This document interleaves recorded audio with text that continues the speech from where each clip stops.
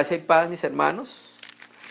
Vamos hoy, con el favor de Dios, a darle continuidad a parte de un tema que hemos iniciado, que utilizamos un texto base, que fue 2 de Corintios 2, versículo 14 y 15, 16 y 17. Entonces estuvimos hablando en la reunión pasada acerca de cómo estaba compuesto el incienso. Estuvimos mirando que el incienso estaba compuesto de estacte, estaba compuesto de uña aromática y estaba compuesto de galvano aromático. Esos tres componentes hacen referencia a la obra perfecta y consumada de Cristo, y eso era lo que se echaba sobre el incienso. Entonces estuvimos viendo ayer lo que era relacionado con el altar del incienso y lo que está relacionado con cómo se preparaba ese incienso, ¿sí? Y estuvimos viendo algunos aspectos donde se ofreció un incienso extraño. Y estuvimos diciendo algo, el incienso, si no lleva lo relacionado con el Hijo, si el Hijo no está involucrado en lo que estamos haciendo, en lo que le estamos presentando al Señor, en ese lugar más santo donde estamos entrando, el Padre no lo recibe, no es agradable ante los ojos del Señor. Huele a muerto, hermano, huele a Adán, y Dios le abomina lo que huele a Adán. Él recibe lo que huele a su Hijo, grato olor, lo que huele a su Hijo.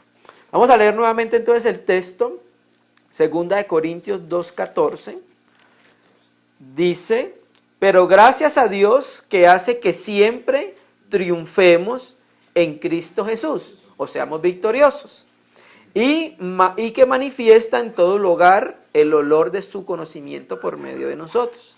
Porque para Dios somos olor fragante de Cristo en los que se salvan, y en los que se pierden a los unos olor de muerte para muerte, mientras que a los otros olor de vida para vida. Y para estas cosas, ¿quién es suficiente? Porque no somos como muchos traficantes de la palabra de Dios, más bien con sinceridad y como de parte de Dios hablamos, delante de Dios en Cristo Jesús. Ese fue el texto que nosotros utilizamos como base en la reunión pasada. Entonces hoy vamos a centrarnos un poco más en ese texto, porque ayer nos centramos fue más en el altar de los inciensos, en la ubicación, en lo que decía Hebreos 9, que pareciera que fuera del lugar santísimo, ¿sí? Pero en el Antiguo Testamento lo colocan en el santo y en algunas partes en el santísimo. Entonces pudimos inquirir por la palabra que aunque estaba en el santo, el Nuevo Testamento lo pone como parte del santísimo, o sea que pertenece tanto al santo como al santísimo, ¿sí? Entonces vamos a mirar un poco acerca del incienso, para llegar entonces al texto que tenemos como base.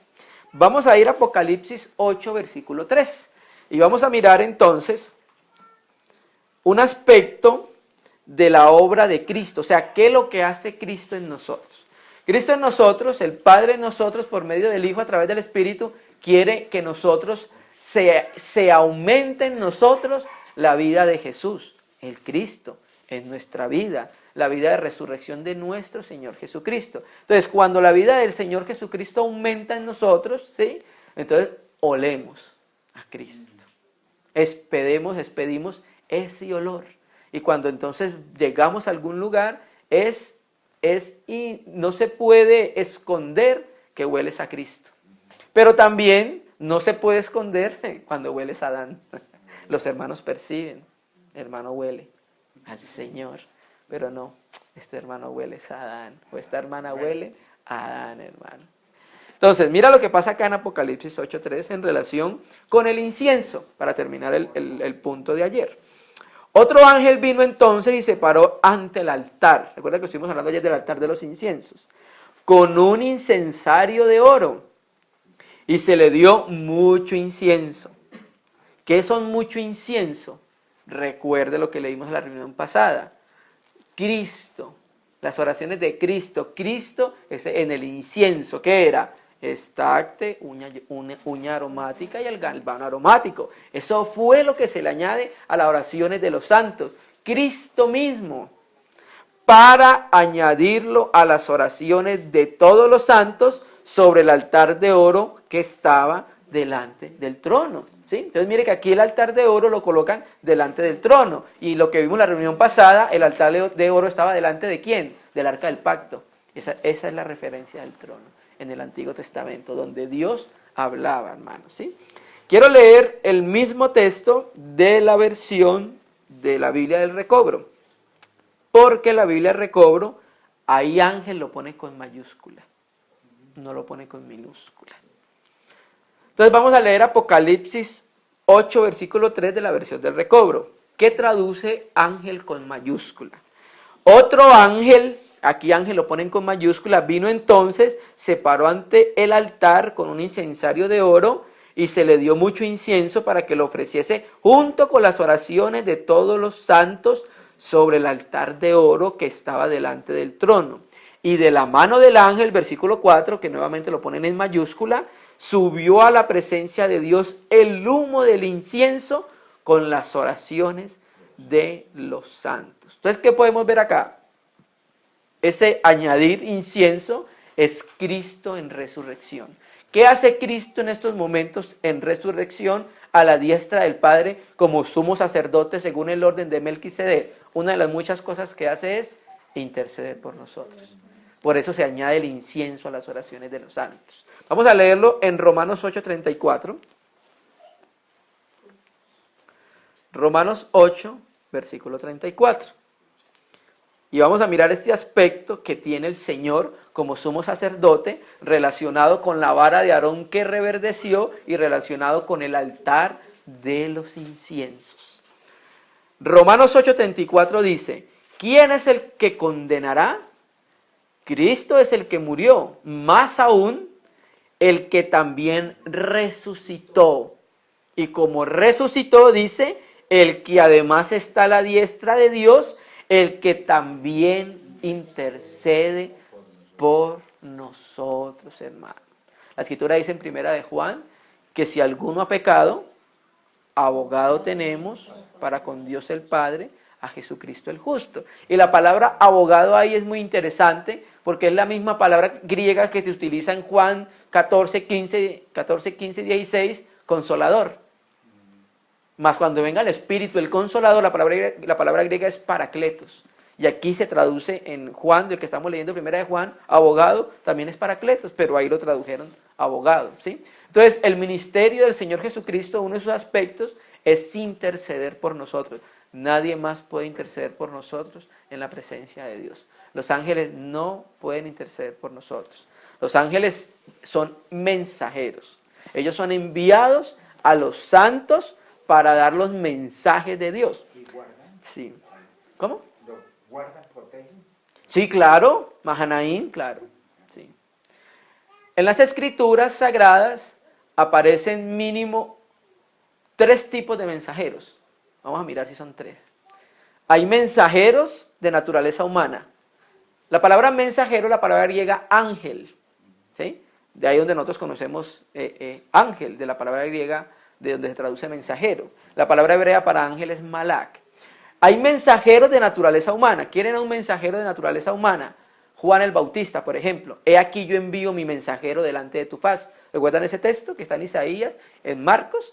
He aquí yo envío mi mensajero que va delante de tu faz. Ahí la palabra griega es ángelos, pero la tradujeron mensajero, ¿sí? Y la palabra que acabamos de leer aquí, el ángel, y vi otro ángel, la palabra griega es ángel, pero no la tradujeron, la transliteraron, ¿sí? Entonces, otro mensajero de naturaleza espiritual, los ángeles, que conocemos como ángeles, ellos son mensajeros de naturaleza espiritual. Los hombres son mensajeros de naturaleza humana, Juan el Bautista y los mensajeros que Dios envía, ¿sí? Y hay uno que es mensajero de naturaleza divina. ¿Quién? El Hijo de Dios, ¿sí? El hermano Gino tiene un libro que se llama Salidas Teofánicas del Ángel Yahvé. Y nosotros presentamos eso en la 5ª enseñanza del estudio de las 3 personas divinas, que se llamaba la preexistencia del Hijo de Dios y el ángel Elohim, ¿sí? Entonces, el Señor está intercediendo por nosotros. Por eso se le añade incienso a las oraciones de los santos. ¿Cómo sabemos de orar? No sabemos. Pero el Espíritu dice en la Escritura que intercede por nosotros con gemidos indecibles. Entonces, el Señor intercede, le añade el incienso a las oraciones de los santos. Hebreos 7:25, también para confirmar lo que acabamos de leer en Romanos 8:34. En Romanos 8:34 mostramos cómo el Señor intercedía por nosotros, y en Hebreos 7:25 vamos a mirar también este mismo aspecto de nuestro Señor Jesucristo como sumo sacerdote según el orden de Melquisedec. Mire que lo que dice, hermanos, por lo cual puede también salvar perpetuamente a los que por él se acercan a Dios. Mire lo que puede hacer el sacrificio del Hijo de Dios, salvarnos completamente. Y lo que puede hacer el sacerdocio según el orden de Melquisedec, salvarnos completamente de nosotros mismos en el tiempo presente. Viviendo siempre para interceder por ellos. ¿Por quién? Por los que salvó perpetuamente, por los salvos. Él vive también para interceder por ellos delante de nuestro Señor, hermano. Entonces, eso hace relación con el ministerio intercesor y eso hace relación con el altar de los inciensos, que son las oraciones de los santos y a las cuales se le añade Cristo mismo para que llegue al Padre como olor fragante. Vamos a ver una figura de nuestro Señor Jesucristo en el libro de Números 16:44, de la intercesión de nuestro Señor Jesucristo, hermano. Es una figura bien interesante que presenta Aarón en el Antiguo Testamento. Constantemente nosotros vemos, por ejemplo, en el libro de los Números, la rebelión en el caso de Coré, Datán y Abirán, que es la que vamos ahorita a considerar. Y entonces el Señor empieza a hacer un juicio sobre los que se rebelaron, ¿sí? Entonces llega al versículo 44 y dice: y Yahvé habló a Moisés diciendo: apartaos de en medio de esta congregación y los consumiré en un momento. Y ellos se postraron sobre su rostro. En este caso sería Moisés y Aarón, ¿sí? 46. Y dijo Moisés a Aarón, mire qué es lo que le dijo, mire cómo vamos a ver aquí la figura del Señor Jesús intercediendo por nosotros y por la humanidad, para que puedan ser salvos. Versículo 46. Y dijo Moisés a Aarón: toma el incensario y pon en él fuego del altar. ¿Recuerda que lo leímos ayer? Que Nabal y Abiú no tomaron fuego del altar. Era de ahí de donde se tenía que tomar, de la obra que Dios inició, de la obra que Cristo inició. Toma el incensario y pon en el fuego del altar y sobre él pon incienso. Entonces aquí uno puede entender implícitamente que cuál era el incienso, el que había sido preparado de acuerdo a las medidas que Dios dio. Y ven pronto a la congregación y haz expiación por ellos, porque el furor ha salido de la presencia de Yahvé, la mortandad ha comenzado. Entonces tomó Aarón el incensario, y como Moisés dijo, y corrió en medio de la congregación. Y he aquí que la mortandad había comenzado en el pueblo, y él puso incienso e hizo expiación por el pueblo. Y póngale cuidado, se puso entre los muertos y los vivos, y cesó la mortandad. Entonces, si vemos esa figura de Aarón intercediendo en la mitad entre los muertos y entre los vivos, entonces es como si el Señor se colocara en medio para interceder, ¿sí? Por nosotros, ¿sí? Cuando nosotros oramos por nuestros familiares, cuando nosotros oramos por aquellas personas que no se han convertido al Señor, ¿sí? Entonces el Señor intercede por los muertos y por los vivos. Vivos los que ya hemos creído en el Señor. Muertos cuando nosotros oramos por aquellas personas que no han creído en el Señor. Entonces vemos que el altar de los perfumes hace una referencia a la intercesión de Cristo relacionada con el sumo sacerdocio según el orden de Melquisedec. Vamos a mirar entonces nuevamente 2 Corintios 2:14. Vamos a empezar a mirar entonces ya propiamente el texto que tomamos como base. En los versículos 14 al 17, Pablo, en lugar de continuar la narración del encuentro con Tito, en 2 Corintios, que tuvo en Macedonia, aquí Pablo lo que hace más bien es alabar al Señor por la victoria que da sobre Satanás, ganada en el caso de la iglesia de Corintios. No vuelve a hablar nada en particular de haber hallado a Tito en Macedonia hasta el capítulo 7. Entonces aquí es como si fuera un paréntesis acá. Entonces, aquí vamos a ver nosotros una imagen, la imagen de Pablo como cautivo en la procesión triunfal de Cristo. Aquí vamos a ver nosotros una imagen que muestra a Pablo y a los demás apóstoles como si hubiesen sido vencidos por Cristo, ¿sí? Y como si Cristo los exhibiera a ellos, ¿sí?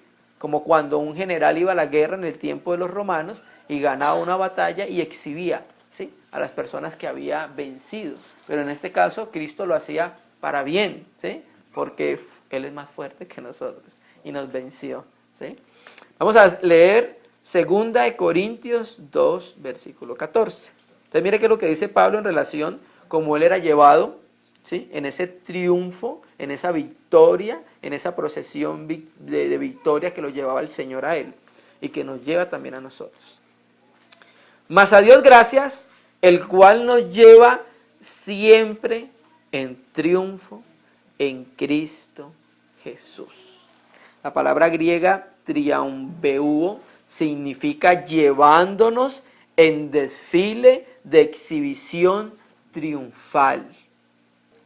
Entonces la palabra en griego triambeuo significa llevándonos en desfile, en exhibición triunfal. Entonces el Señor, ¿qué es lo que estaba mostrando? Los vencedores en Cristo, que Él es vencedor y que llevaba una caravana de vencedores. Por eso dice, nos lleva siempre en triunfo en Cristo Jesús. Vamos a mirar una figura de ese que siempre nos lleva en triunfo en el Antiguo Testamento. Vamos a ir a Josué, capítulo 12, versículo 7. Entonces vamos a mirar uno de los aspectos de Cristo como vencedor y que muestra en el Antiguo Testamento con Israel una figura de que cómo Cristo vencía, hermano. Vamos a hablar de Josué, y Josué, cuando nosotros lo que vamos a leer, nosotros podemos entender y lo podemos relacionar con vencer las huestes celestiales, los principados y autoridades en los lugares celestiales. Es algo bien interesante porque el nombre de Josué en el griego es Jesús, ¿sí? Y el nombre de Jesús en el griego es lo mismo, Jesús. Jesús se traduce entonces Josué o se traduce Jesús. Y entonces en el Antiguo Testamento no es casualidad que Moisés le cambiara el nombre a Josué. En Números 13 creo que lo dice, donde muestra que Moisés le cambia el nombre a Josué. Él se llamaba Oseas y le puso por nombre Josué, que es el mismo nombre hebreo del Mesías y el mismo nombre griego de nuestro Señor Jesucristo. Porque quería mostrar un aspecto de tomar la tierra y ser vencedor con Josué, que no pudo mostrar con Moisés, porque Moisés no pudo tomar la tierra. Entonces él iba a mostrar ese aspecto con Josué, un aspecto de Cristo. Entonces vamos a mirar este aspecto de Cristo. Josué 12, versículo 7. Y estos son los reyes de la tierra que derrotaron Josué y los hijos de Israel. A este lado del Jordán, hacia el occidente, desde Baal-Gad, en el llano del Líbano, hasta el monte de Alac, que sube hacia Seir. Y Josué dio la tierra en posesión a las tribus de Israel, conforme a su distribución. En las montañas, en los valles, en el Arabá, en las laderas, en el desierto y en el Neguev, el Eteo, el Amorreo, el Fereceo, el Jebuseo, el Fereceo, el Heveo y el Jebuseo, ¿sí? Entonces, él empieza a dar una lista de los reyes que derrota. Si ustedes ven ahí la lista larga, ¿cierto? Empieza a decir a qué reyes derrotó, hasta que llega el versículo 24. El rey de Tirsa, otro, y dice, 31 reyes por todos. Ese es una figura de que Cristo siempre nos lleva en triunfo, hermano. Por eso empezamos diciendo allá en mas a Dios gracias, el cual siempre nos lleva en triunfo en Cristo. Entonces, ¿qué tenemos acá? A Josué siempre yendo en triunfo. Mire cuántos reyes derrotó. 31 reyes, hermano. ¿Sí? Entonces, mire cómo ya desde el Antiguo Testamento se veía esa figura de Cristo como vencedor. Y cómo Cristo llevaba a los que estaban en él siendo vencedores. Amén. Amén. Primer libro de Juan, capítulo 2, versículo 13. Antes de Apocalipsis, viene la carta única de Judas. Primer libro de Juan, capítulo 2, versículo 13. Vamos a seguir hablando acerca de este aspecto que más gracias a Dios, el cual siempre nos lleva en triunfo. Hermanos, nosotros para ser vencedores no tenemos que serlo. ¿Cómo así, hermano? Claro, nosotros tenemos que tomar la posición que Dios nos dio. Porque Cristo nos lleva siempre como vencedores, hermano. ¿Hay una experiencia debajo del sol? Claro que sí. Debemos tomar la posición que Dios nos dio en Cristo. ¿Cuál? Vencedor. El Señor dijo, confía, yo he vencido al mundo. ¿Quién? Cristo el Señor. Entonces nuestra victoria es en base a ¿qué? En base a lo que Cristo hizo y en base a lo que Cristo es. Entonces nos paramos en lo que Cristo hizo para seguir adelante, ¿cierto? Primera de Juan capítulo 2 versículo 13 dice, os escribo a vosotros padres porque conocéis al que es del principio. Es una particularidad de los padres, o sea, los hermanos maduros que conocen al Padre, hermano. Íntimamente tienen una comunión clara y nítida con el Padre.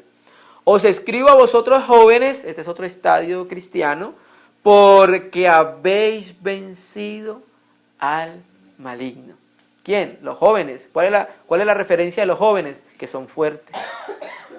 Que son fuertes. Y ustedes recuerdan, por ejemplo, el caso de Caleb, que dice que, creo que lo dice en el libro de Josué o de Jueces, que tenía 80 años. ¿Sí? Y él dice, la fuerza mía, estoy parafraseando, no ha disminuido. Tengo la misma fuerza para entrar y para salir. ¿Cierto que sí? Entonces el Señor puede darnos siempre esa experiencia de ser vencedores y vencer el maligno, el mundo y nosotros mismos. A Timoteo se le dice, cuídate de ti mismo. ¿Sí me entiendes? ¿Sí? Entonces, la particularidad de los jóvenes es que vencen al maligno, hermanos. Eso es un estadio de los cristianos. Os escribo a vosotros, hijitos, porque habéis conocido al Padre.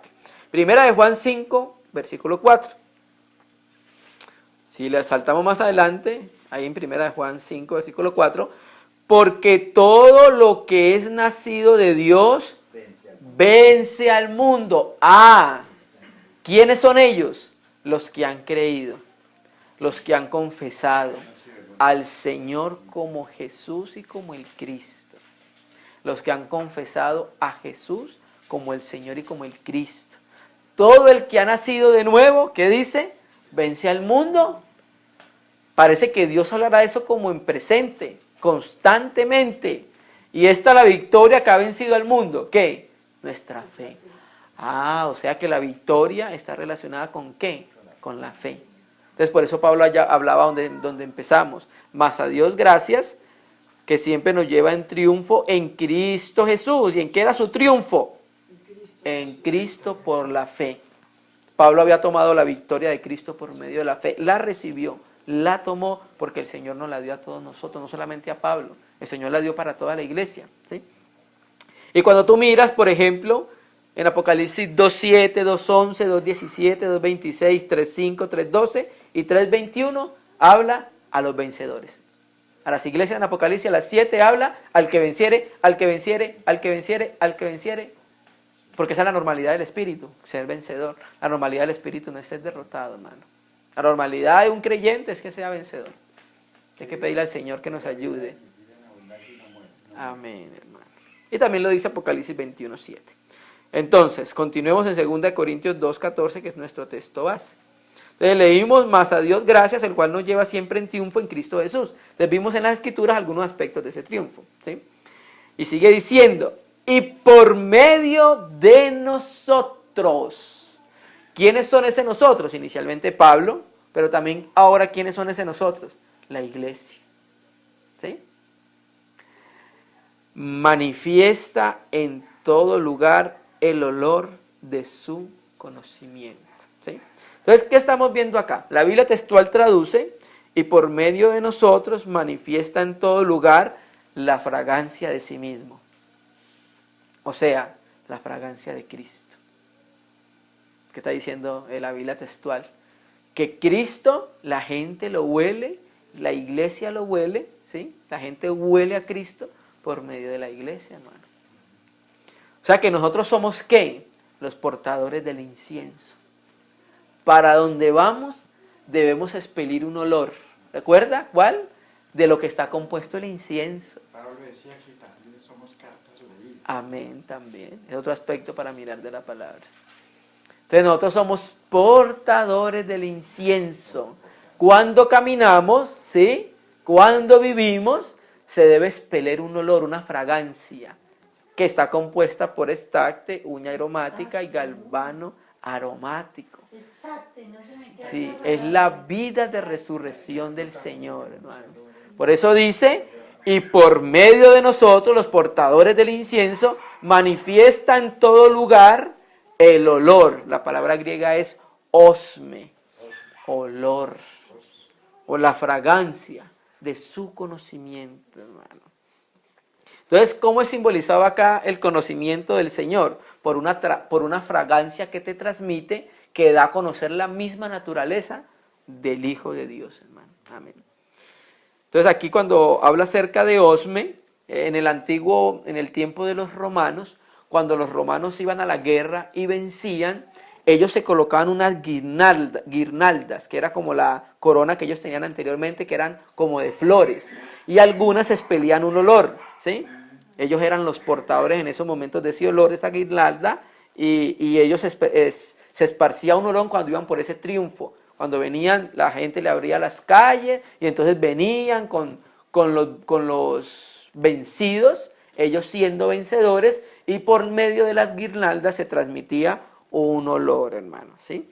Entonces, el Señor está haciendo una comparación con nosotros, cómo el Señor nos muestra como vencedores, expoliando el olor y la fragancia de Él mismo por medio de la iglesia, hermano. Nosotros no podemos oler más a Adán, hermano.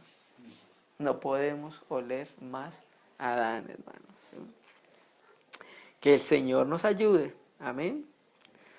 Amén. Entonces, ¿cómo se difunde el olor?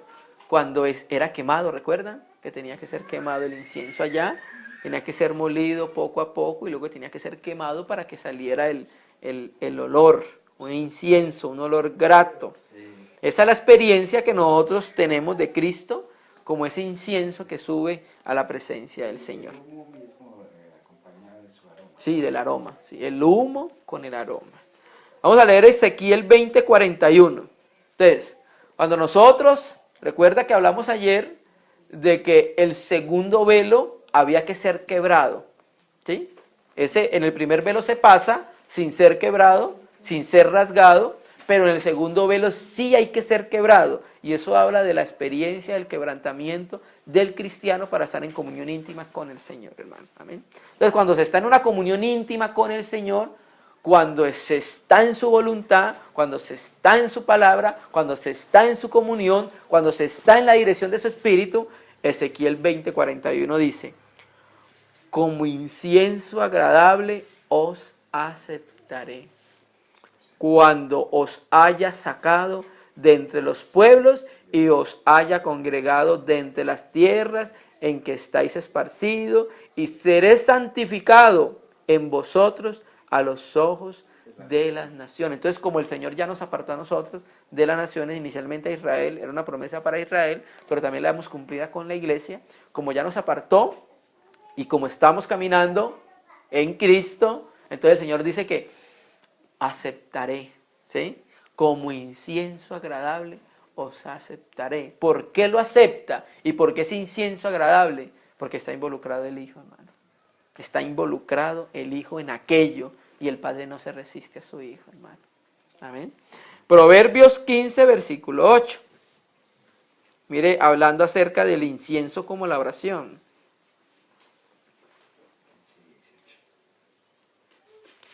Proverbios 15, versículo 8. Mire cómo dice también, hablando del mismo tema, del incienso relacionado con la oración.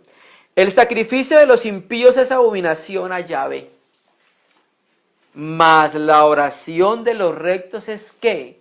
Su gozo. Ah, ¿sí me entiende? Entonces, cuando hay un incienso, hay una oración agradable delante del Señor, el Señor se goza con nosotros. Qué precioso, ¿cierto? Poder alegrar el corazón del Señor, hermano. ¿Ah? Cantares 1, versículo 3.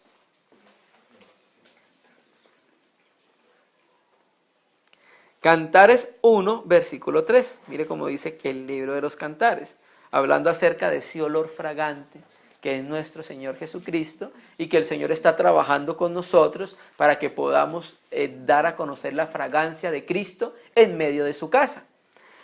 Mira lo que dice Cantares 1, versículo 3. A más del olor de tus suaves ungüentos, tu nombre es como ungüento derramado. Por eso las doncellas te aman. Hermano, ¿por qué amamos al Señor? Bueno, nos amó primero por todo lo que hizo por nosotros, pero tiene un olor que es irresistible para nosotros, ¿sí? Tiene un ungüento el Señor que nosotros no nos podemos resistir al olor de nuestro amado Señor Jesucristo, hermano. Amén. Efesios 5, versículo 2. Entonces mire cómo empieza ese versículo hablando en relación con el olor que es agradable ante los ojos del Señor. Efesios capítulo 5, versículo 2. En el Nuevo Testamento, una de las cartas de nuestro hermano Pablo. Dice, y andad en amor. Es muy importante que tengamos pendiente ese, y andad en amor. Como también Cristo nos amó y se entregó a sí mismo por nosotros, ofrenda y sacrificio a Dios en olor, en osme fragante, ¿sí? Entonces el Señor nos está diciendo, bueno, si ustedes andan en amor, como Cristo andó en amor y como Cristo se entregó por nosotros, si ustedes andan en amor, entonces ¿qué pasa? ¿Sí? Seremos como un sacrificio agradable, o sea, un sacrificio que produzca un olor agradable delante del Señor. Porque hay sacrificios en los cuales no está involucrado Cristo, son sacrificios de nuestra propia naturaleza y los sacrificios de la propia naturaleza Dios no los recibe. Ejemplo, Caín dio del fruto de la tierra. Ese sacrificio no llegó como olor fragante al Señor, no lo aceptó porque no está involucrada la fe, porque no está involucrado su Hijo en ese sacrificio, hermanos. Filipenses 4, versículo 18, en este mismo contexto del olor fragante. Filipenses 4, versículo 18, unos 2, 3 libros más adelante de Efesios 5, 2. Y mire lo que el testimonio que el Señor da acerca de las iglesias en Macedonia, ¿sí? Cómo ayudaron a Pablo en su obra apostólica, cómo le enviaron una y otra vez para sus necesidades en ciertas localidades, donde ciertas localidades no ayudaban con la obra, entonces los hermanos de Macedonia le enviaban donativos al hermano Pablo allá. Y entonces dice el capítulo 4, versículo 18. Pero todo lo he recibido y tengo abundancia. Estoy lleno, habiendo recibido de Epafrodito lo que enviaste. Punto y coma. Olor fragante, sacrificio acepto y agradable a Dios, hermano. ¿Sí? Entonces, lo que iniciaron los macedonios, la obra que iniciaron los macedonios para con Pablo, por el Espíritu vemos que Dios estaba involucrado en ella, hermano. ¿Por qué? Porque subió como olor fragante delante del Señor, hermano. Que el Señor nos ayude a poder que lo que hagamos y le presentemos suba como incienso agradable y sea gozo para el Señor, porque recuerda que la oración del justo es como un gozo delante del Señor. Miremos entonces Génesis 4:4, donde hubo un sacrificio que no subió como olor fragante al Señor. Génesis 4, versículo 4, y vamos a ver entonces un sacrificio que no subió como olor fragante ante el Señor. Hay un comentarista que dice, ¿cómo se dio cuenta Abel y Caín que el sacrificio fue agradable a Dios? Entonces, hay un comentarista que dice, bíblico, que lo más probable es que haya descendido fuego del cielo y hubiese consumido el sacrificio de Abel. Y eso hubiera mostrado la aprobación que Dios había hecho sobre el sacrificio de Abel.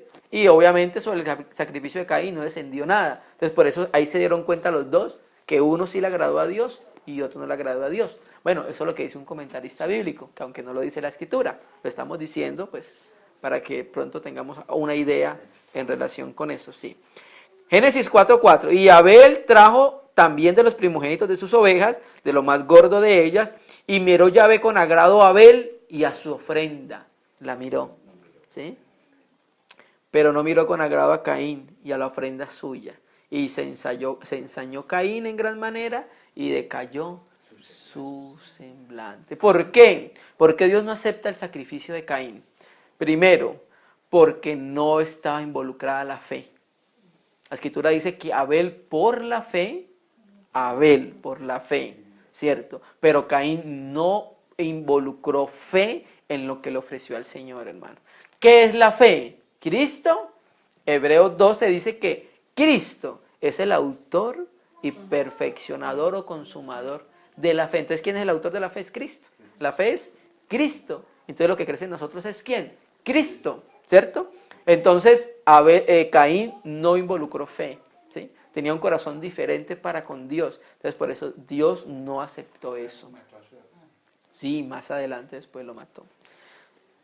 Entonces Dios no aceptó ese sacrificio, porque no está involucrado el Señor, hermano, en medio de esas cosas. Que el Señor nos ayude. Debemos estar vigilantes en las cosas que hagamos en la casa de Dios, esté involucrado Cristo el Señor. Vamos a mirar un aspecto en Betania. Vamos a Lucas 10:38. Vamos a mirar un aspecto en Betania, hermanos. Lucas 10, versículo 38. Entonces, en Betania, ¿qué vamos a encontrar? En Betania encontramos resurrección, encontramos servicio y encontramos quebrantamiento, ¿sí? Entonces vamos a ir a aquella parte que dijimos en la reunión pasada, que para entrar al segundo velo será necesario un quebrantamiento, hermanos, ¿sí?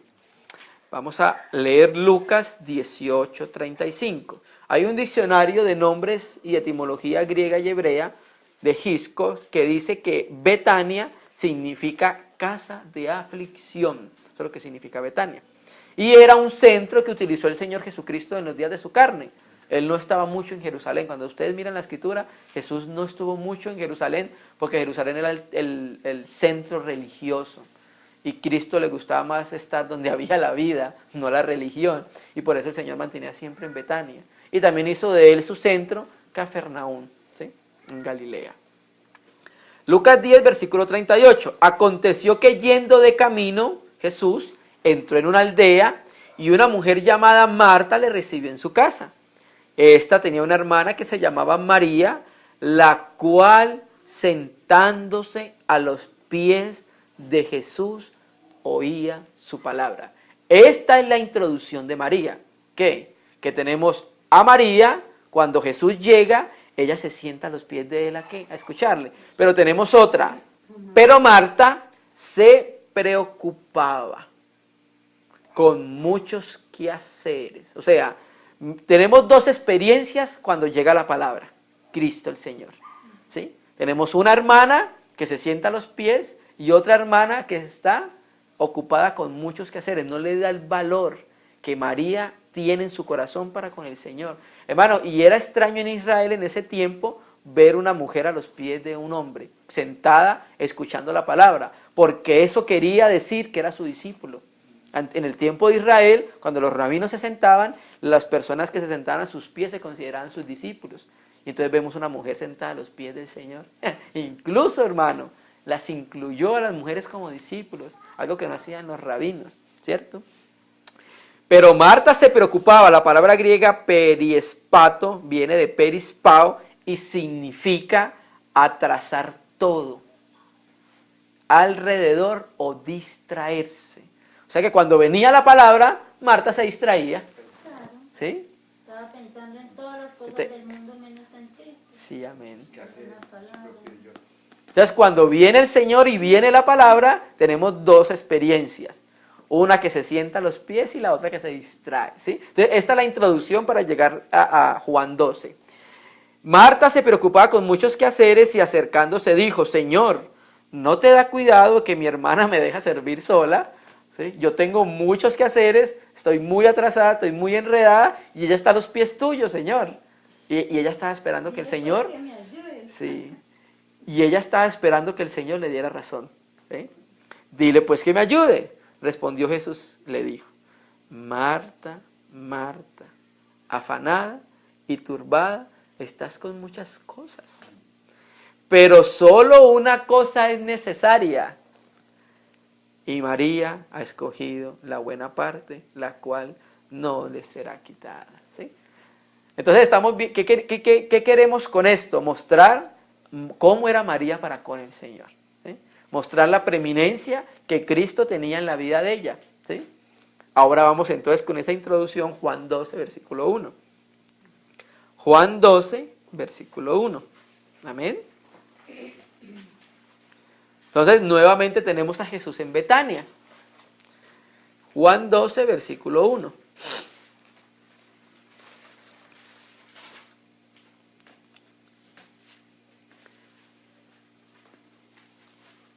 Tenemos nuevamente a Jesús en Betania y dice el versículo 1. 6 días antes de la Pascua vino Jesús a Betania, donde estaba Lázaro, el que había estado muerto. ¿Sí me entiendes? Entonces tenemos en Betania, leímos ahorita, una mujer que era discípula del Señor, que estaba a los pies del Señor, pero también encontramos en Betania resurrección, porque eso es lo que era Lázaro, uno que había resucitado entre los muertos, y a quien había resucitado de los muertos. Le hicieron allí una cena. Marta servía, ya vemos a Marta sirviendo, ¿cierto? Y Lázaro era uno de los que estaba sentado a la mesa con él. Entonces María, aquí vamos a relacionarlo con el que somos fragancia o portadores del incienso de Cristo. Entonces María tomó una libra de perfume de nardo puro, uno de los perfumes más caros que existía en su momento, ¿sí? De mucho precio, y ungió los pies de Jesús y los enjugó con sus cabellos. ¿Y qué pasó con la casa? Y la casa se llenó del olor del perfume, hermano. ¿Sí? Entonces, ¿qué vemos aquí? Quebrantamiento del vaso, porque recuerden que la escritura dice en Corintios, creo que es 2 Corintios 4, tenemos este tesoro en vasos ¿de qué? De barro. Entonces, cuando el barro se quiebra, el tesoro, en este caso el tesoro es el perfume, que es Cristo mismo, sale. Y entonces cuando dice, y la casa se llenó del perfume. O sea, ese era Cristo. Ese era Cristo que inundó la casa, hermano. Entonces por eso la casa de Dios debe oler a Cristo. Y por eso debe haber quebrantamiento en la casa de Dios. Si no hay quebrantamiento, pues el tesoro se queda ahí. No sale, no se expresa. Y en este caso, el olor. Ahí está el olor, el nardo puro, Cristo. Está ahí, contenido. Pero va a salir cuando se quiebre.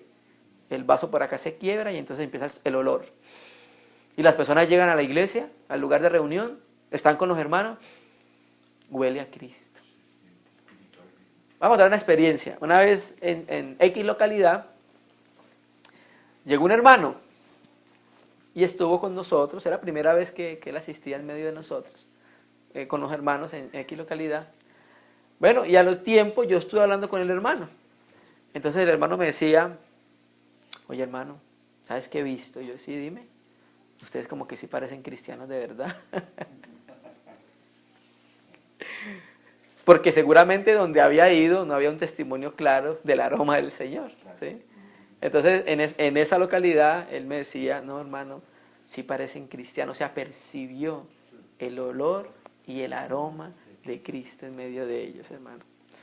Amén. Sí, eso se emana, ¿cierto? Se emana. Una persona espiritual. Sí, hermano, se siente, se huele. Amén, hermanos. Sigamos entonces donde íbamos. 2 Corintios 2:15. Ya leímos el versículo 14. 2 Corintios 2:15.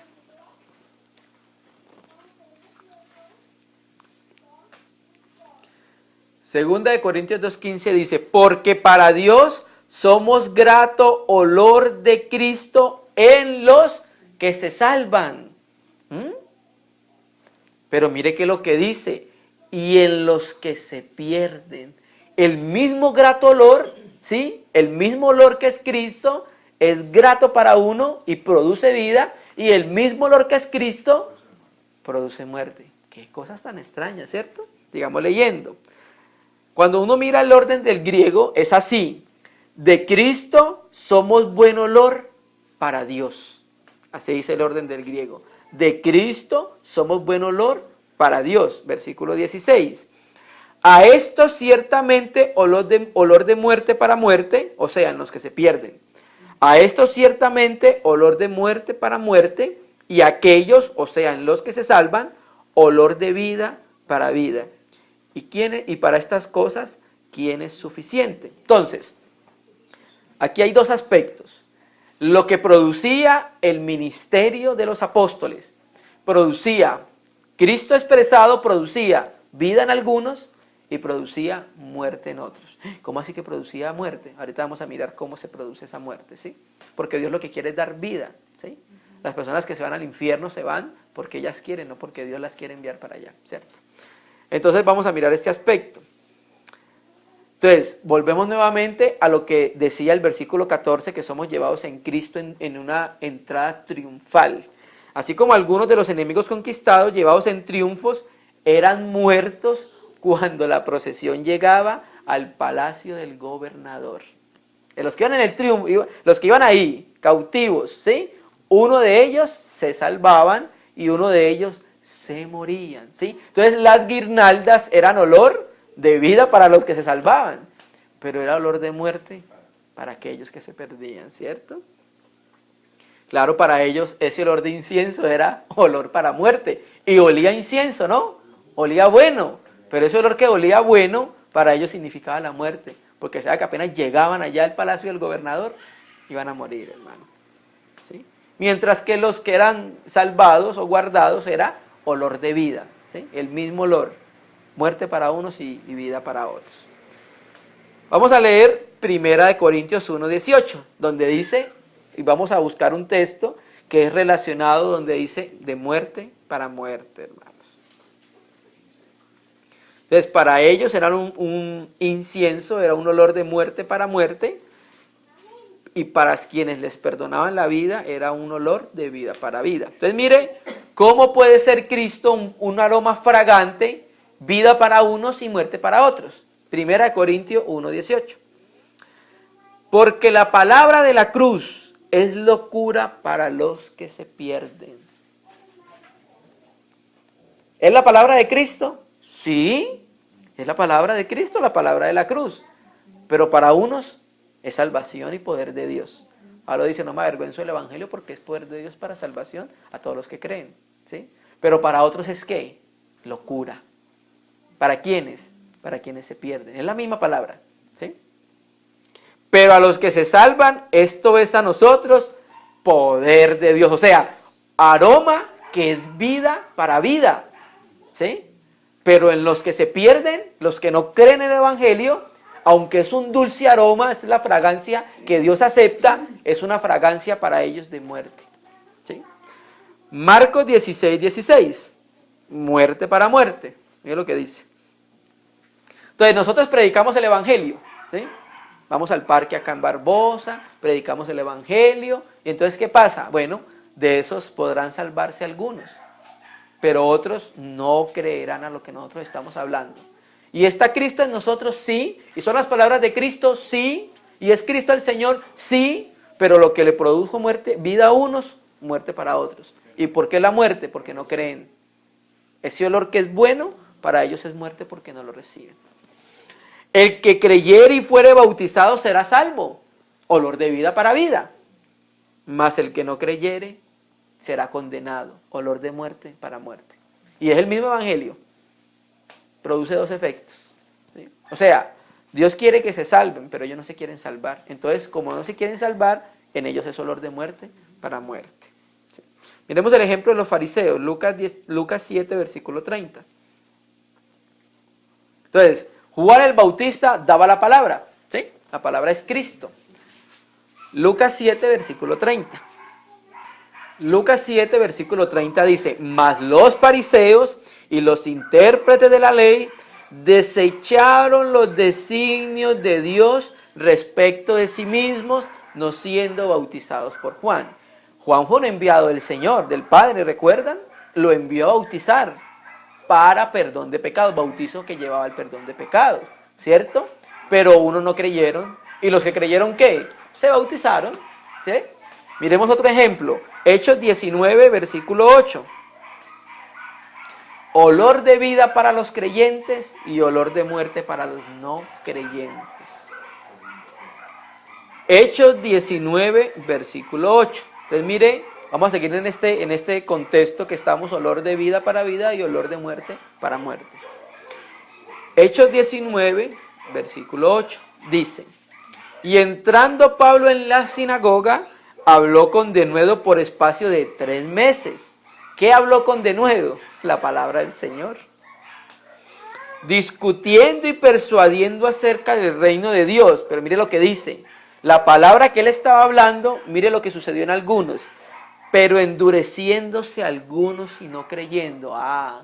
Olor de muerte para ellos. Es un olor que es para vida, pero a los que no creen trae la muerte. ¿Cuáles? Miren, endureciéndose y no creyendo. Y no solamente eso, ¿qué sigue diciendo? Y maldiciendo el camino delante de la multitud, se apartó Pablo de ellos y separó a los discípulos, discutiendo cada día en la escuela de uno llamado Tirano. Hechos 13:46. Vamos a mirar este último aspecto de esto que venimos hablando. Retrocedamos un poco y llegamos a Hechos 13, versículo 46. Mire cómo dice. Entonces Pablo le habló la palabra a los judíos, Cristo, el olor fragante, pero en ellos fue un olor de muerte para muerte.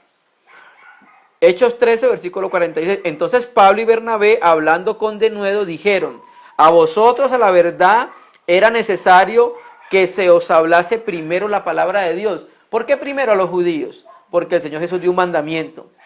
Y por Judea, por Samaria, por Jerusalén, primero. Luego a lo último de la tierra. Entonces primero tenían que ser a los judíos. Mas puesto que la desecháis, ¿sí? Desecharon la palabra de Dios. ¿Y qué es la palabra de Dios? ¿O quién es la palabra de Dios? Cristo. ¿Y quién es Cristo? Pues bueno, en relación con lo que venimos hablando, es el suave aroma, la suave fragancia, el incienso. Es Cristo el Señor. Entonces ellos desecharon al Señor, hermanos. Y no os juzgáis dignos de la vida eterna. He aquí que nos volvemos a los gentiles. Entonces, para entender en parte, donde dice que Cristo es olor de vida para vida y olor de muerte para muerte. Olor de vida para los que se salvan y olor de muerte para los que no creen, hermanos. ¿Sí? Sigamos en 2 Corintios 2:17 y ya vamos terminando, hermanos. 2 Corintios 2:17, donde estábamos. Mire cómo dice el apóstol Pablo y sigue diciendo: pues no somos como muchos que medran falsificando la palabra de Dios. Entonces, cuando se falsifica la palabra de Dios, hay un olor extraño delante de Dios. La palabra griega para falsificar es kapeleuontes, de donde viene kapeleuo, y se refiere a la venta de artículos de baja calidad a precios altos. Eso es lo que dice el griego. Exactamente. Medran la palabra de Dios, hermano. La adulteran, porque esa la palabra es la adulteran, porque eso es lo que se adultera la venta de un producto, hermano. Quiero leer, la Biblia textual dice, negocian por lucro con la palabra de Dios. La Biblia de Jerusalén dice que negocian con la palabra de Dios. El griego que yo tengo dice vendiendo como mercachifle la palabra de Dios. La Biblia de las Américas dice comercian con la palabra de Dios. Nácar Colunga dice que trafican con la palabra de Dios. El Nuevo Testamento, versión hispanoamericana, dice que adulteran por lucro con la palabra de Dios. Entonces, pues no somos como muchos que negocian por lucro, negocian con la palabra, adulteran por lucro la palabra de Dios, dice Pablo, sino con sinceridad como de parte de Dios y delante de los hombres hablamos en Cristo. Entonces vamos a mirar este aspecto de que no somos como muchos que negocian con la palabra de Dios o se lucran. Vamos a mirar un aspecto. Segunda de Pedro 2:2. Hermano, ¿qué es lo que estamos viendo actualmente? Hoy lo que estamos viendo es puros profesionales del púlpito, comerciando con la palabra de Dios, negociando con la palabra de Dios. Este es el tiempo que estamos viendo, lo que está diciendo el Espíritu por Pablo. Segunda de Pedro 2:2. Entonces mire cómo dice el apóstol. Y muchos seguirán sus disoluciones, por causa de los cuales el camino de la verdad será blasfemado. ¿Por quiénes? Por aquellos que por avaricia harán mercadería de vosotros. Van a empezar a lucrarse y a vender y a comprar con los discípulos, hermano. Que el Señor nos guarde de esas prácticas. Y por avaricia harán mercadería de vosotros con palabras fingidas. Sobre los tales ya de largo tiempo la condenación no se tarda y su perdición no se duerme. Judas capítulo 1, versículo 11 y más adelante. 3 libros más adelante, antes de Apocalipsis. Entonces, vamos a mirar un ejemplo de aquellos que negocian por lucro la palabra de Dios. Judas capítulo 1, versículo 11. Dice, hay de ellos porque han seguido el camino de Caín. O sea que hay un camino de Caín. Y se lanzaron por lucro en el error de Balaam y perecieron en la contradicción de Coré. Entonces, aquí es por lucro, en el error de Balaam. ¿Cuál fue el error de Balaam? Bueno, Balaam se le ofreció dinero, ¿sí?, para que maldijera al pueblo de Israel. Y ya Dios le había dicho que no fuera, mas sin embargo él insistió en ir. ¿Sí? ¿Por qué? Por dinero, por comercio con la palabra del Señor. ¿Sí? Entonces él le dijo, maldícelo, le decía que era Balac, a Balaam, maldíceme el pueblo. No lo puedo maldecir porque es bendito. Entonces se ideó una manera de que el pueblo de Israel fuera maldecido. Mándele mujeres moabitas para que los hombres se acuesten con ellas. Y preciso le mandaron mujeres moabitas, el pueblo adulteró con ellas y también adulteró adorando a los dioses de Moab. ¿Sí? Se inventó el diablo. Tremendo, ¿no? Y en cuanto a que predican el evangelio con sinceridad, como de parte de Dios, como venía diciendo, leamos Gálatas 1, versículo 11. Gálatas 1, versículo 11. Entonces mire cómo hablaba Pablo. ¿Cuál era la encomienda que tenía Pablo y cuál es la encomienda que debemos tener todos nosotros en relación con la palabra de Dios? Gálatas 1, versículo 11. Mas os hago saber, hermanos, que el evangelio anunciado por mí no es según hombre. Pues yo no lo recibí ni lo aprendí de hombre alguno, sino ¿por qué? Por revelación de Jesucristo. Y si saltamos al versículo 15, pero cuando agradó a Dios, que me apartó desde el vientre de mi madre y me llamó por su gracia, revelar a su Hijo en mí, para que yo le predicase entre los gentiles, no consulté enseguida con carne y sangre. ¿Sí? Entonces, ¿cómo hablaba Pablo? Con sinceridad, como de parte de Dios, porque Dios lo envió. ¿Sí? Él no consultó con carne ni con sangre, sino que fue enviado por el Señor. Entonces nosotros debemos tener la misma intención que tenía en Pablo, hablar con sinceridad la palabra de Dios. Ser sinceros cuando estamos leyendo la palabra de Dios, cuando recibimos algo, ¿sí? No tratar de acomodar las cosas para dar un mensaje que nos favorezca o favorezca lo que nosotros pensamos. Porque nosotros hemos sido testigos de hermanos que han acomodado la Escritura para que diga lo que ellos piensan, hermano. De nosotros debe haber una sinceridad en nosotros en relación con la palabra del Señor. Y terminemos entonces con este texto. Segundo libro de Crónicas, capítulo 2, versículo 6. Entonces, nosotros hoy somos ¿qué? El templo de Dios. ¿Sí? Primero Dios da una figura de una construcción que es el arca de Noé. Luego da una figura de lo que es el tabernáculo de reunión con Moisés, que también representa a Cristo y al creyente. Luego el Señor levanta el templo de Salomón, que es una figura de Dios, de nuestro Señor Jesucristo y de nosotros. Y luego viene el Señor Jesús y dice, destruí este templo, en 3 días lo reedificaré. Cuando Él resucita, entonces Él es el verdadero templo de Dios y ahora nosotros somos templo de Dios también, dice la Escritura. O sea, nosotros somos el templo de Dios, ¿sí? Entonces, vamos a terminar con este versículo en relación con el incienso. Nosotros somos el templo de Dios, somos la casa de Dios. ¿Sí? Entonces vamos a mirar qué más tenemos que hacer nosotros. Segunda de Corintios 2:6 más. Segunda de Crónicas, disculpe hermano. Segundo libro de Crónicas, capítulo 2, versículo 6. Está hablando Salomón. Mas, ¿quién será capaz de edificarle casa, siendo que los cielos y los cielos de los cielos no pueden contenerlo? Está diciendo Salomón. Bueno, los cielos de los cielos de los cielos no pueden contener al Señor, a Dios, a Elohim. ¿Cómo lo contendrá esta casa que yo le voy a hacer? ¿Cierto? Y ahí donde uno se da cuenta la profundidad de nuestro espíritu, hermano. Nosotros podemos contener el Espíritu de Dios en nuestro espíritu. Tiene una profundidad que nosotros no nos imaginamos. ¿Quién pues soy yo para que le edifique casa, sino tan solo para quemar incienso delante de él? Entonces mire que esta casa, este templo que Dios está edificando también tiene otro propósito. ¿Cuál? Que le quememos incienso delante de él. Amén, en relación con lo que venimos hablando, de que somos olor de vida para vida y que damos a conocer la fragancia de Cristo porque Dios manifiesta por medio de la iglesia el olor o la fragancia de Cristo el Señor, hermano. Amén. Digno es el Cordero que fue